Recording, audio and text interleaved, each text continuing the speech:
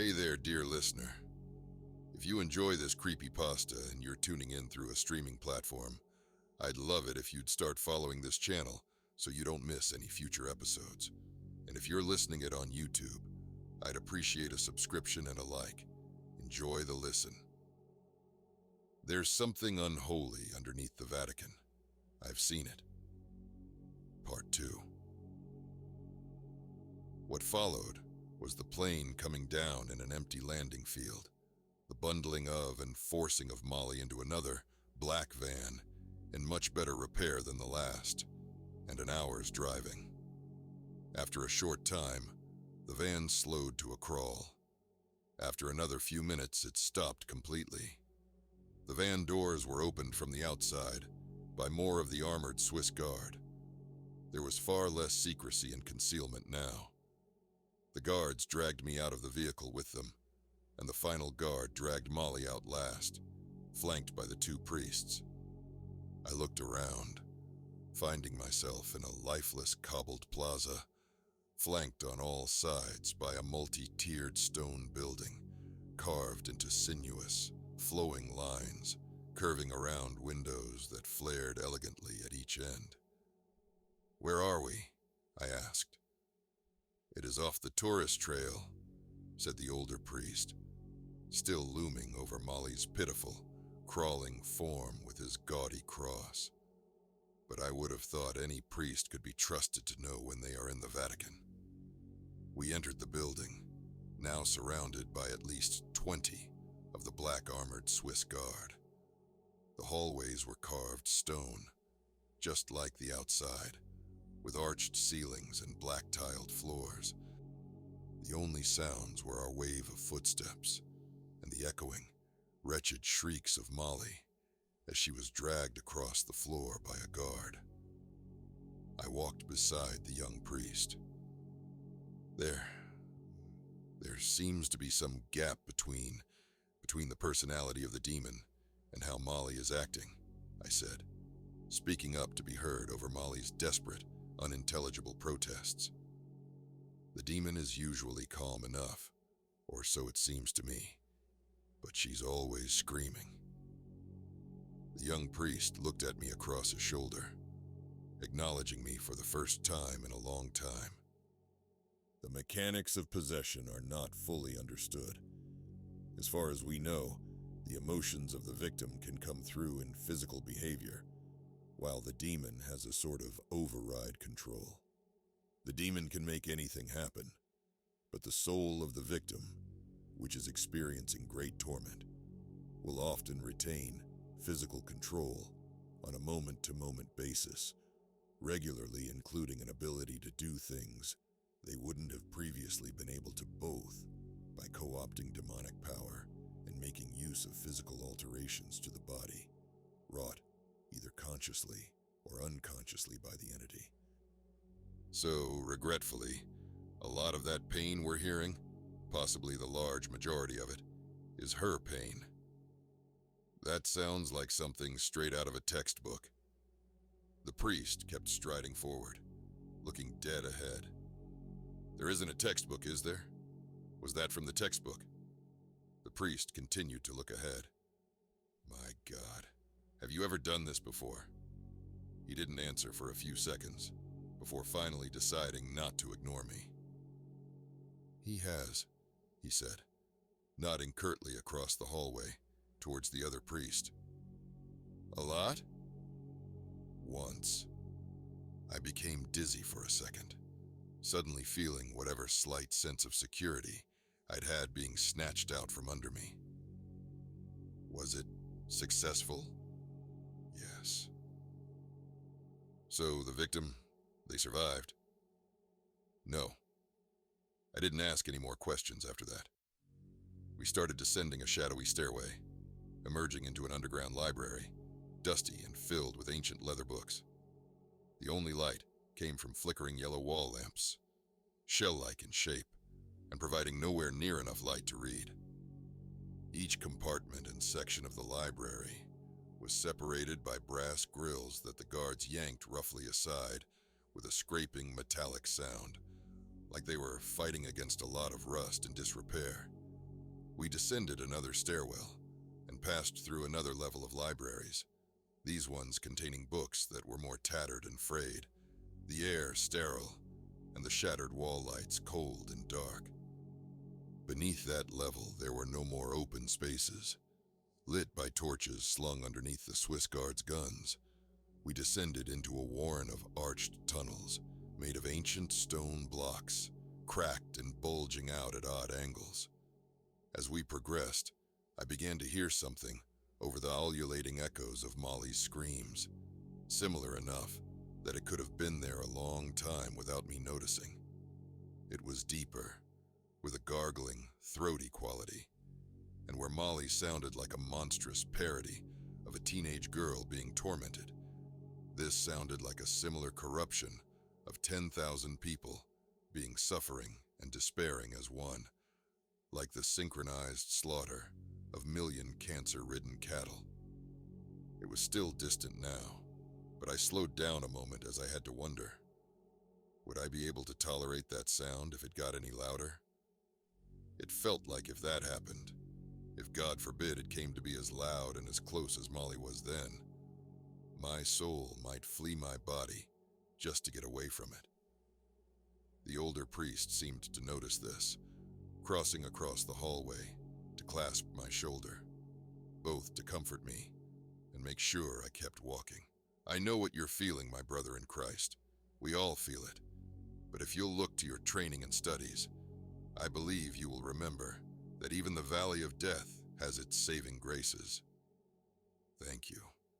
I will bear that in mind, I mumbled, trying to compose myself. I decided he needn't know that I only remembered that passage from Pulp Fiction.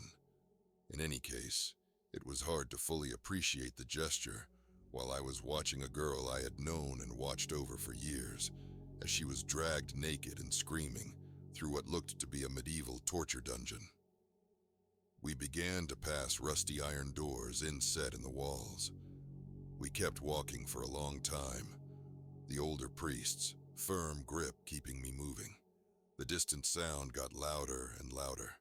I thanked God for every lull before physically shaking as a new wave of howling crashed down the stone corridors. After what felt like an endless march, the 1,000 voices had become so loud that they drowned Molly out.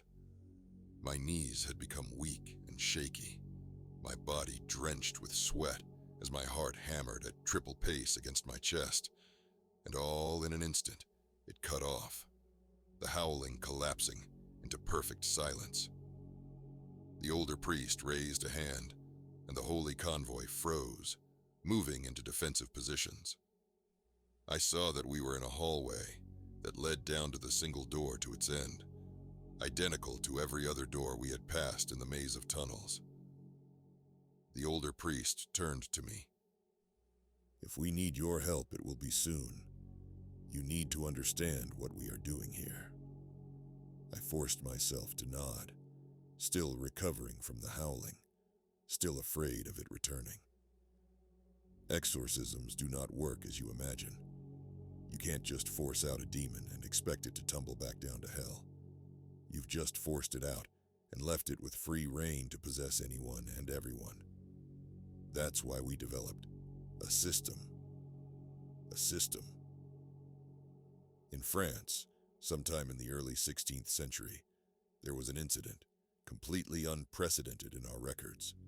A number of demons, 5 we think, entered the world around the same area, and by chance or coordination, possessed the same person. The results were abominable. Several villages were destroyed before we managed to suppress it and transport it here. This was unbelievable. Back then, as now, possession was very rare. The church had long had a policy of incarcerating victims, and still had only a handful in custody at any given time. So what we had was one person already suffering under 5 of the fallen. Somebody made a proposal that must have seemed as insane then as it does now. But it was attempted. Force the spirits from one vessel into another. Force them out as we had, but not into the world, into another vessel. I leaned back against the wall, my throat tightening as I began to understand the context for the sound I'd been hearing, making it so much worse. It worked. The possessed did not survive most of the time. If they did, they rarely lived well, but we could at least put them out of their misery, pile all of it on one, and make the spirits easier to monitor by centralizing them. It meant we could truly exorcise one person without the spirit being able to move on to a new victim beyond our grasp. The results were successful, but disturbing. What about Molly? She has a chance, surely. You know what you're doing. She has a chance. His expression changed a little, displaying just a tinge of regret. She has a chance. In any case, we need you there. It's sometimes useful to have a familiar face, someone the victim recognizes. So, for about 500 years, the church has been transferring the demons from every possessed person they find into one body. Yes. They call themselves, it's called Pan. How many are in there? We have about 1,100 on record. It's slowed to a trickle in the last century or two. We'd like to think it's because people are becoming possessed less often, but strong odds are it's a combination of decreased church power and the demons becoming better at hiding from us. If anything, whatever's in Molly must be a particularly witless servant of darkness. I'm wounded, said Molly. Oh wait, that's her cunt. I swallowed spit to wet my bone-dry throat. Is the original person, the person from France, are they still in there?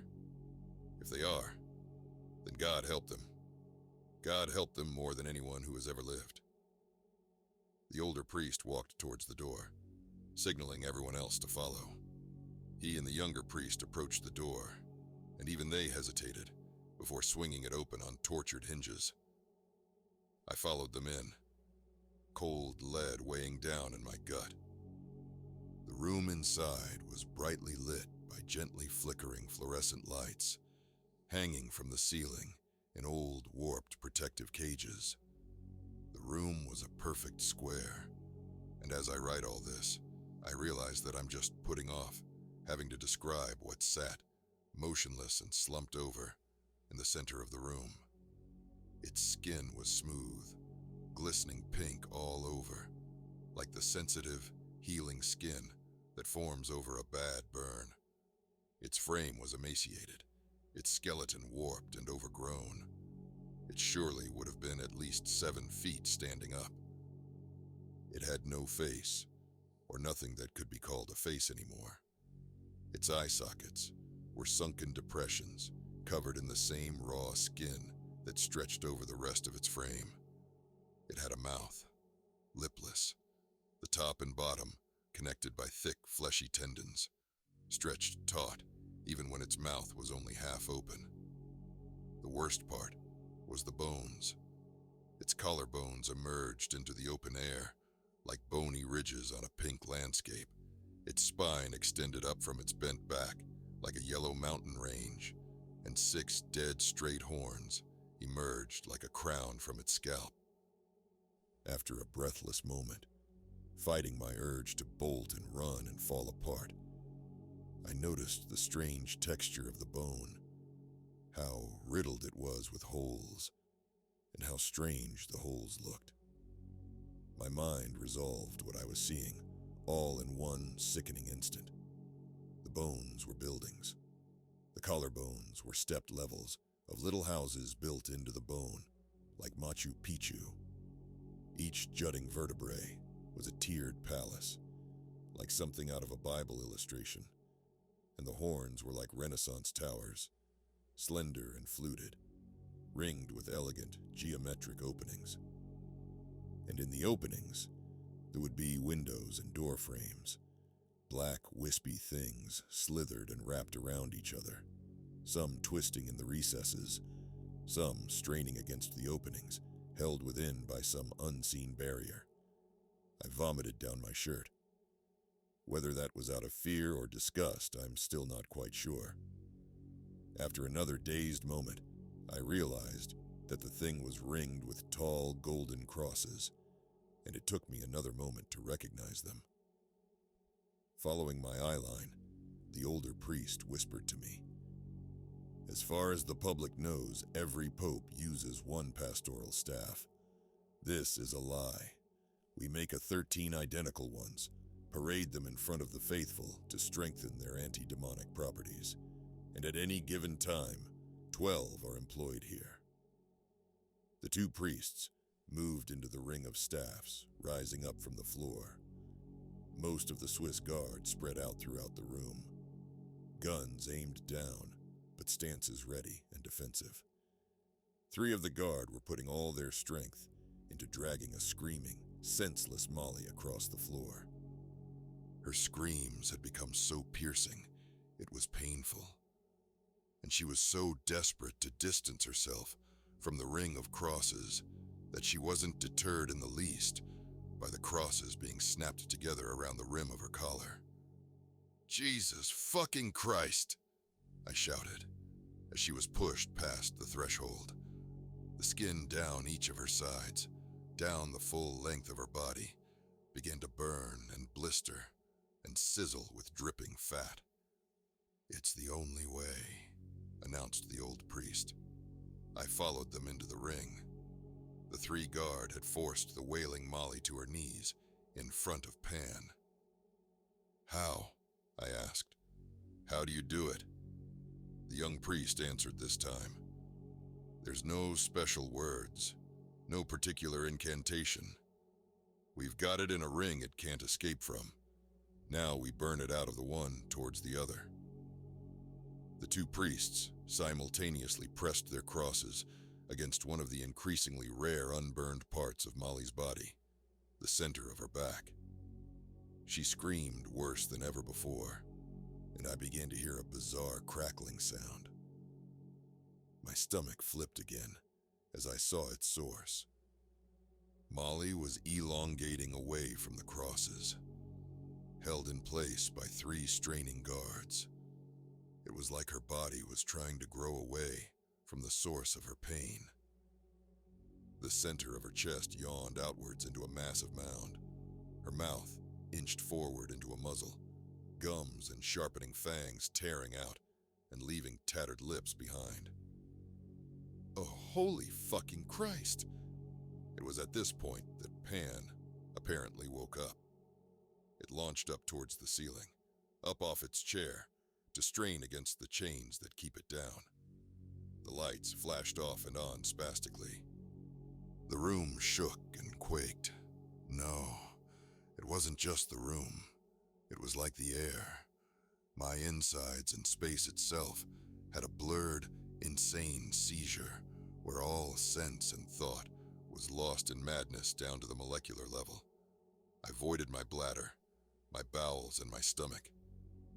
And then I saw Molly, or what had been her, whip around, almost throwing her handlers off their feet. Something black and gaseous and brimming with hate and energy screamed towards me, impacting like a giant hammer and throwing me backwards. And then there was darkness.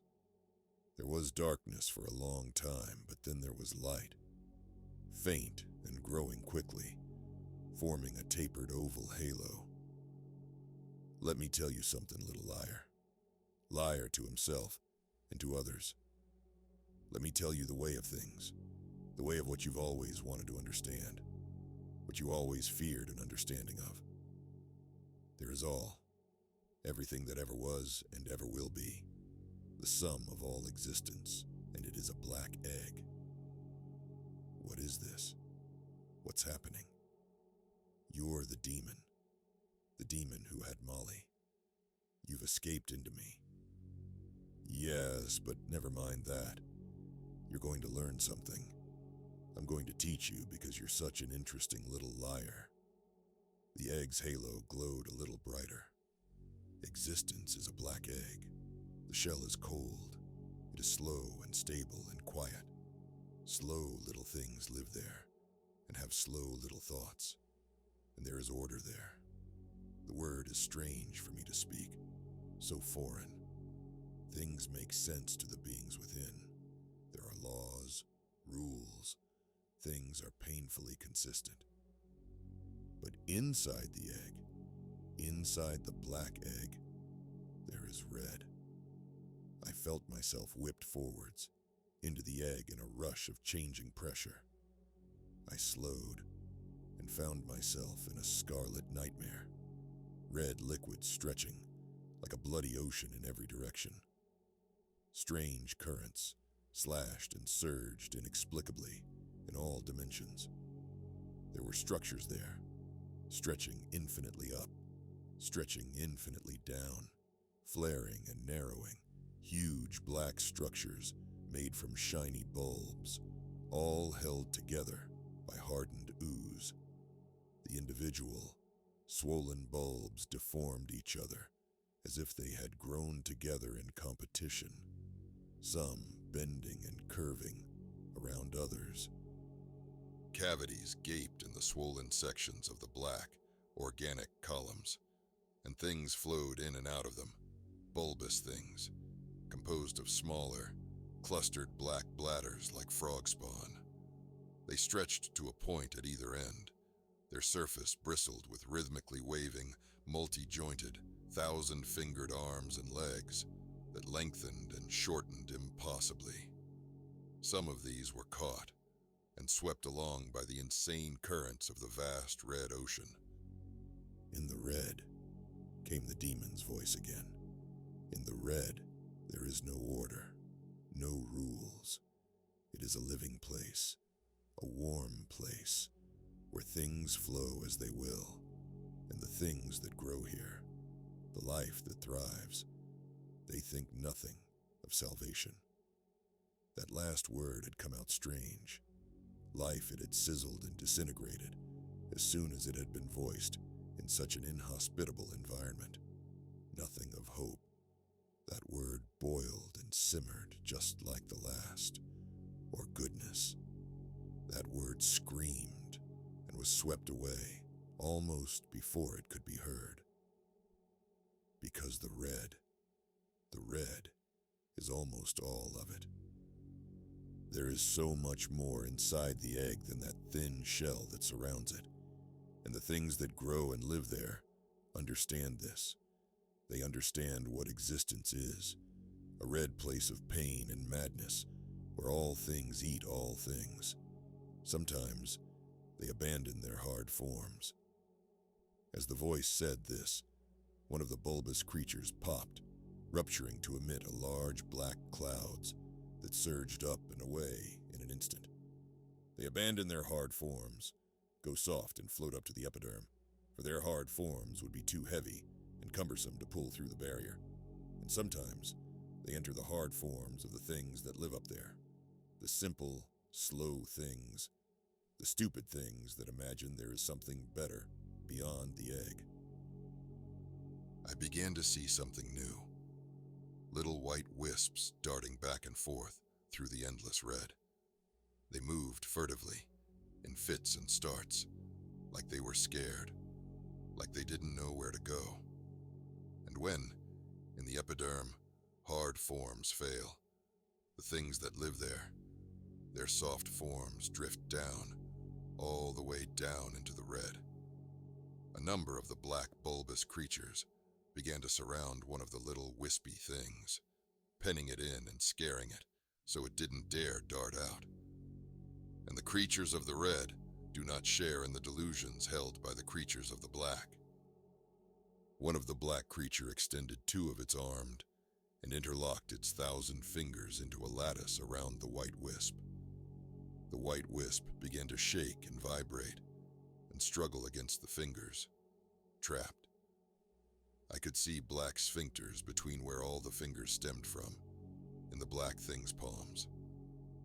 You see that one? That's your mother. The sphincters yawned open, and fronds of narrow, questing tendrils poured out before seeming to sniff out the white thing, at which point they began lashing towards it. They dug deep into the desperate, thrashing and quivering white thing that began to turn gray, the grayness spreading, crawling across and down into the white thing. From the countless points the tendrils were penetrating it, the white and gray thing became more desperate, throwing itself pointlessly against the fingers. Its protests started to become weaker and weaker. As if from an enormous distance, I thought I heard screaming. There are worse things than cocks in hell. All in an instant, I was whipped back, across immense distances at terrifying speed, and in a moment of collision, I woke into my spasming body. I screamed at a wave of squeezing and burning that bloomed down my right side. As I looked up, I saw the old priest and young priest alike bearing down on me with their crucifixes. 2 Swiss guard were holding me down, putting all their weight on me. But somehow, impossibly, one free hand was stretched out, pulling me along against my will, bit by bit, towards the edge of the ring of papal staffs. I could feel it inside me, an immense and dripping black presence, pressing out from the back of my head, flattening my entire self and mind and soul against my throbbing eyes. In a moment, all that I had seen, all that the demon had showed me, crystallized, the full weight of it hitting me. But it didn't break me. My mind lashed out against it, going mad with denial, with the need to believe that it was wrong, that there was something else, something outside the egg. From the front of my skull, I pushed back at the bile pressing it forward. Just as I forced my will back into my limbs and launched myself up with a strength that wasn't mine, tossing the guards, pinning me down, away, and out through the ring. Pan was still awake, crashing up and down, into and out of its seat in the strobing light. The black, smoke-like masses in its bone cities swelled against whatever force held them inside. I snatched one of the crosses from out of the younger priest's hands, feeling my skin turn to lava around it. I held it up in front of my chest, weathering the agony that cascaded over me as I screamed. Jesus Christ is the one true Savior, Son of the one true God, and he is outside the fucking egg. I felt myself pulled around, a thunderclap sounding all around me as I slammed into the ground.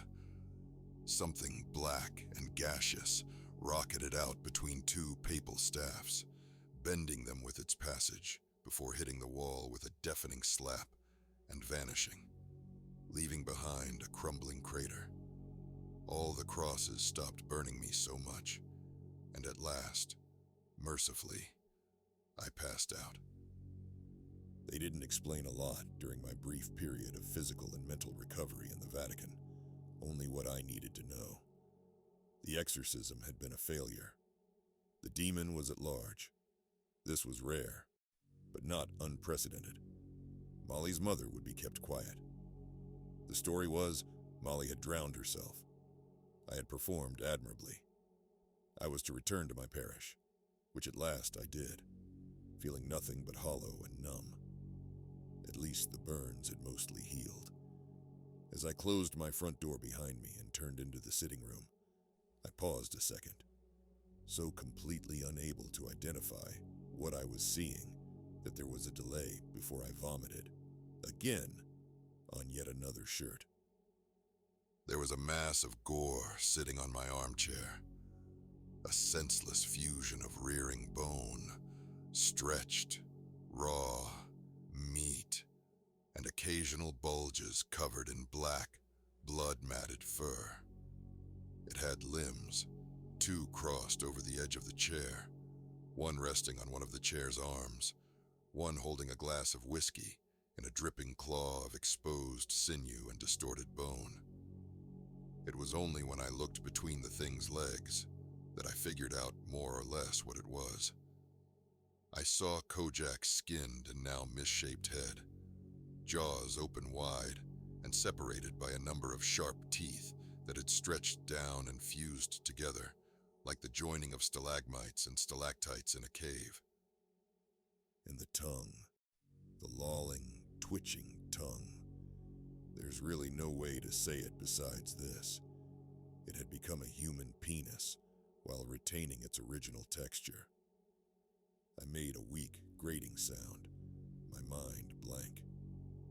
The limb holding the whiskey lifted it up, pouring some down a stretched gouge of a cavity at the opposite end from Kojak's flayed head. It would take me a long time to figure out that this hole was the gaping ruin of Kojak's anus. I should say, came the flooding, suffocating voice of the demon, that all this at least was not intentional. Before coming to the epiderm, I learned how to inhabit human hard forms. When you use the same principles to try and enter a dog, things can get messy. Get out, I said in a wavering voice. I banished you once. Get out. As if I didn't want leave that dark hole the liars brought me to. In any case, this whiskey doesn't seem to be working. Doesn't really taste of anything. I banished you. Again, I let myself out. Oh, but you got into quite a frenzy, didn't you? The mass of meat stood up, placing one arm behind its back and holding the whiskey high as it walked, as if deep in thought. I kept moving around to keep the distance between us, but it wasn't trying to walk towards me specifically. Its footsteps were tiny wet sounds, and the puddles of blood they left behind would quickly drag forward of their own volition, attempting to rejoin the main mass. You were so spooked you became a good, true liar for just a bit, and screamed the name of your God with such conviction, because in that moment, with the memory of the red so fresh in your mind, you couldn't bear to believe in anything else. The meat stopped, turning as if to look at me. But it's been a while, and the fire's burned down to embers, and you don't believe like you did in that moment, no matter what you tell yourself. You've almost gone back to how you were before it all. I can feel it in you. You're wrong. Jesus Christ is. We both know I'm not wrong, so shut up about it. So tell me, you've had a little bit of an arc, had a few moments of the certainty you'd always looked for, but have you finally realized? Has the whole thing given you the context to understand why you joined the liars in the first place? I can see it plain as day, but in all those weeks recovering, have you pieced it together? I took a deep breath, swallowed, and answered. Because all my life I was scared. Scared that we, the whole world, everyone together, didn't understand anything. That the universe was so big, and death was so long, and we had so few answers about any of them. So I started pretending, or deluding myself into thinking I believed one thing. The thing I was brought up with. I kept telling myself that I believed it because the thought was so much more comfortable and safe than admitting how impossible it was to know the truth, that the kind of things you showed me, or a million other horrible, hopeless things could be the truth. And I needed to believe so badly. I did everything to play to the fiction, all the way up to devoting my life to what I was trying to convince myself wasn't a lie. The demon snickered lightly in what almost seemed a friendly way. Well, now that you've figured it out, you aren't so fun to watch anymore. The meat began to walk again, straight towards a wall and up it, casually mocking nature as it continued its stroll up the walls, across scenic paintings, and finally stopping to stand, hanging from the center of the ceiling, directly above the glass globe. The whiskey stayed in the glass. Just one more thing. One more little spook of a thought. You know now what the epiderm is, how thin it is, how fragile. And you have beings of chaos and destruction at large in it, and you concentrate them all on one pinprick of a point, all that instability and pressure bearing down on one minuscule piece. My eyes started to tear up, and I was overtaken by a wave of shivering as I started to piece together where the demon was going. If you keep pushing and trying to put more and more pressure on that one little part of the shell, the spot already so saturated, it's getting difficult to add anything more to if you force that tiny, extra bit of stress on such a thin, fragile shell. Well, what do you think might happen? The meat went limp and dropped from the ceiling, smashing the glass globe into a million pieces